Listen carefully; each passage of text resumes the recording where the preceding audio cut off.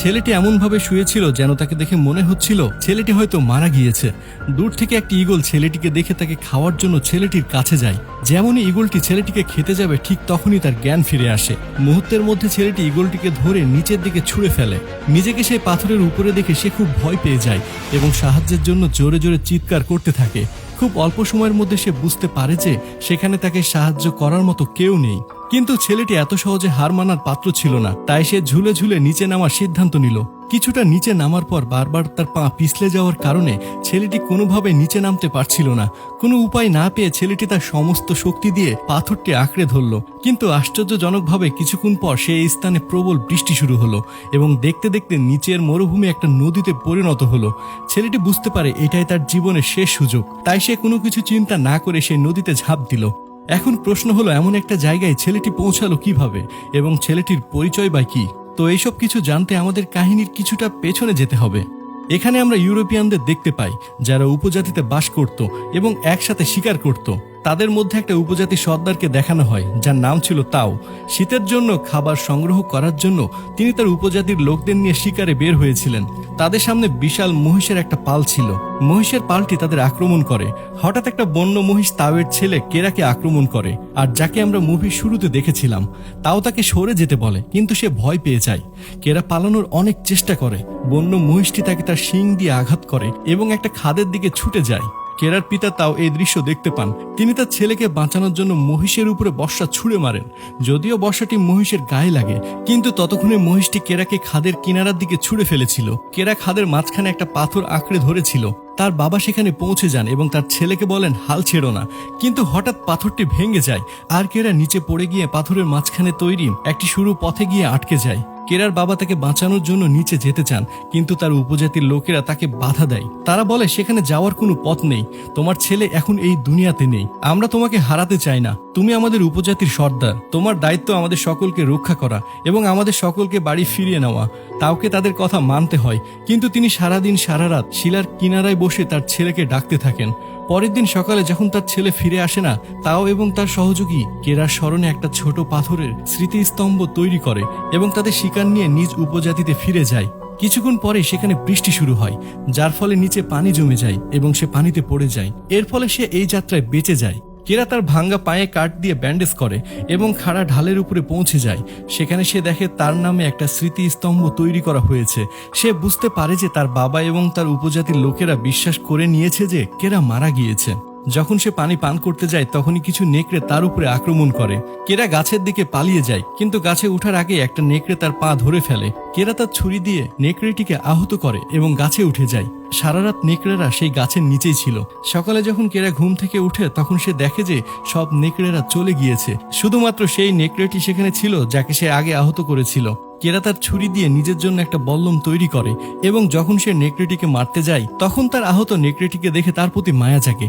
সে নেকড়েটিকে তুলে নিয়ে গিয়ে একটা গুহায় যায়। সেখানে সে নেকড়েটির ক্ষত পরিষ্কার করে। এরপর পরের দিন সকালে উঠে সে বাইরে যায় এবং তার পায়ের ব্যথা কমানোর জন্য কিছু ঔষধি গাছ আনে। যখন কেরা পানি পান করছিল তখন নেকড়েটিও তার মুখ খুলে। কেরা তখন তাকে পানিও দেয়। প্রথমে সে কেরাকে দেখে অনেক গর্জন করে, কিন্তু কেরা তাকে বলে যে আমি তোমার কোনো ক্ষতি করব না। নেকড়েটি পানি পান করে আর নিজের প্রাণ বাঁচানোর জন্য কেরা যা খাচ্ছিল সেগুলো নেকড়েটিকে সে দেয়। ধীরে ধীরে তাদের মধ্যে একটা বন্ধন তৈরি হতে শুরু করে আর কিছুদিন তারা সেই গুহাতেই থাকে। এক রাতে কেরা তার হাতের ট্যাটুটা দেখে যা তার বাবা তৈরি করেছিলেন এবং তারপর সেই তারাগুলোকে আকাশে দেখে। সে বলে যে আমাকে ঘরে ফিরে যেতে হবে, আমার বাবা মায়ের সঙ্গে দেখা করতে হবে। পরের দিন সকালে সে তার বাড়ি ফেরার জন্য যাত্রা শুরু করে। সে নেকড়েকে বলে যে তুমি তোমার বাড়ি চলে যাও, বরফ পড়ার আগেই আমাকে আমার বাড়ি পৌঁছে যেতে হবে। কিন্তু কেরা দেখে যে নেকড়েটি তার পিছু নিচ্ছে।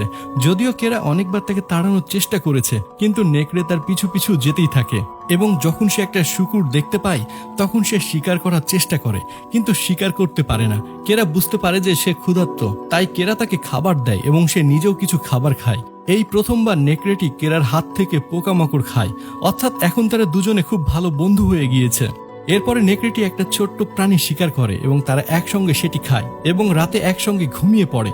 পরের দিন সকালে নেকড়েটি কেরার মুখ চেটে তাকে জাগানোর চেষ্টা করে। কেরা বলে যে তোমার গা থেকে অনেক দুর্গন্ধ বের হচ্ছে এবং সে তাকে জোর করে নদীতে ফেলে দেয়। তারা দুজনে নদীতে গোসল করে আর সেখানে নেকড়েটি তাদের খাওয়ার জন্য একটা মাছ ধরে এবং এরপর কেরা তার ঘরের দিকে যাত্রা করতে শুরু করে। এরপর তারা দুজনে একসঙ্গে শিকার করে। কেরা তার নাম রাখে আলফা। এক রাতে তারা যখন আগুন জ্বালিয়ে বসেছিল তখনই সেখানে কিছু অন্য নেকড়ে আসে। আলফা তাদের কাছে যায়। আসলে ওরা ছিল আলফার পরিবার।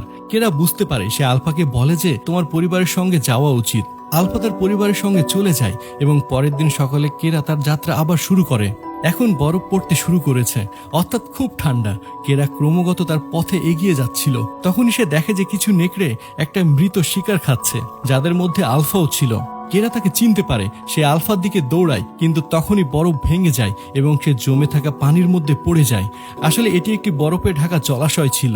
আলফা এটা দেখে তার দিকে দৌড়ে যায়। আলফা উপর থেকে লাফ দিয়ে বরফ ভাঙার চেষ্টা করে, কিন্তু বরফের তলা খুব শক্ত ছিল, তাই সে ভাঙতে পারে না। কেরার কাছে যে ছুরিটা ছিল সেটা দিয়ে সে বরফ ভাঙে এবং উপরে উঠে আসে, এবং এখন তারা আবার দুজন একসঙ্গে মিলিত হয়েছে। কেরা নিজেকে ঠান্ডা থেকে বাঁচানোর জন্য তার কাপড় খুলে আগুন জ্বালায়। রাতে তারা দুজন একসঙ্গেই ঘুমায়। পরের দিন সকালে যখন কেরা তার যাত্রা শুরু করে তখনই সে একজন মানুষকে দেখে, যাকে দেখে সে অনেক খুশি হয়ে যায়। কিন্তু যখন সে তার কাছে যায় তখন সে দেখে যে লোকটি ঠান্ডায় মারা গিয়েছে। কেরা তার বন্দুক এবং তীর নিয়ে সামনে এগিয়ে যায়। তখনই তাদের উপরে হায়নারা আক্রমণ করে। তারা দুজনেই তাদের জীবন বাঁচাতে একটা গুহায় আশ্রয় নেয়, কিন্তু সেই গুহায় ছিল একটা সিংহ, যে কেরার উপরে ঝাঁপিয়ে পড়ে। কিন্তু কেরার কাছে পৌঁছানোর আগে আলফা তাকে আক্রমণ করে। আলফা এবং সিংহ যখন লড়াই করছিল তখন কেরা তার ধনুক তীর দিয়ে সেই সিংহটিকে মেরে ফেলে। এরপর কেরা আলফার ক্ষত স্থানে ওষুধ লাগায় এবং বলে যে আমি তোমাকে সারা জীবন আমার সঙ্গে রাখবো।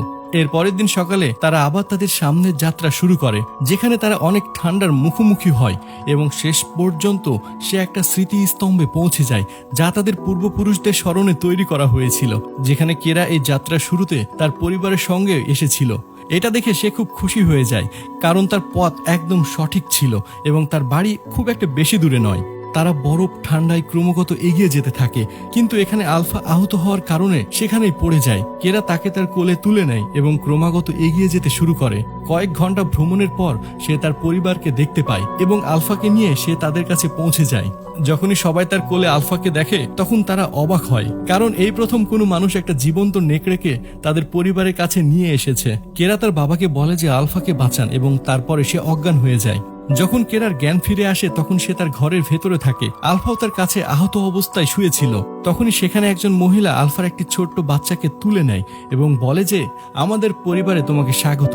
আসলে কেরা জানতো না যে আলফা গর্ভবতী ছিল, আলফার বাচ্চা হয়েছে। কয়েকদিন পর তারা দুজনেই সুস্থ হয়ে যায়। তারা একসাথে বসে থাকে, সেখানে আলফার বাচ্চারাও থাকে। এই গল্পটি আমাদের শিক্ষা দেয় যে যাদের হৃদয়ে দয়া, ভালোবাসা এবং বিশ্বাস আছে তারা কেবল মানুষেরই নয়, বরং যে কারো হৃদয় জয় করতে পারে এবং কঠিন থেকে কঠিনতম পরিস্থিতির মুখোমুখি হতে পারে, যেমনটা কেরার হৃদয় ছিল। সে দয়া করে আলফার জীবন বাঁচিয়েছিল, ভালোবাসা দিয়ে তার সঙ্গে বন্ধুত্ব করেছিল এবং বিশ্বাসের সঙ্গে সে তার বাড়ি পৌঁছে গিয়েছিল। অপরদিকে যাদের হৃদয়ে ঘৃণা রয়েছে তারা কেবল শত্রু তৈরি করে এবং এই পৃথিবীকে ধ্বংসের দিকে এগিয়ে নিয়ে যায়। তো আজকের মুভির গল্প যদি আপনাদের ভালো লেগে থাকে তাহলে অন্যদেরকে ভিডিওটি দেখানোর জন্য অবশ্যই ভিডিওটি শেয়ার করুন। এতক্ষণ সময় ধরে আজকের এই ভিডিওটি দেখার জন্য আপনাকে অসংখ্য ধন্যবাদ। ভালো থাকুন, সুস্থ থাকুন।